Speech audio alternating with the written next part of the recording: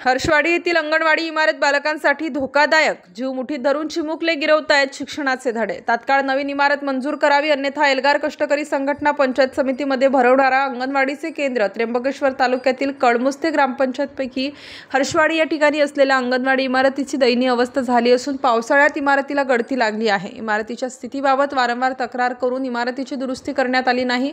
परिणामी धोकादायक स्थितीत चिमुकले प्राथमिक शिक्षणाचे धडे गिरवत आहेत। इमारत बालकांसाठी धोकादायक बनली असून इमारतीला मोठ्या प्रमाणात गळती लागल्याने भिंतीला व इमारतीला तडे गेल्याने बालकांच्या जीवाला धोका निर्माण झालेला आहे व छताला गळती लागली असल्याने तसेच खिडक्या पूर्णपणे तुटल्याने त्यातून मोठ्या प्रमाणात पावसाचे पाणी पडत असल्याने अंगणवाडीला सध्या डबक्याचे स्वरूप प्राप्त झाले आहे। अंगणवाडी केंद्रात 19 बालके शिक्षण घेत आहेत, मात्र अंगणवाडीसाठी पर्यायी व्यवस्था नसल्यामुळे सर्वात जुनी अंगणवाडी इमारत म्हणून हर्षवाडी येथील अंगणवाडीची इमारत आहे। सदर इमारत 25 ते 30 वर्षांपूर्वीचे बांधकाम आहे।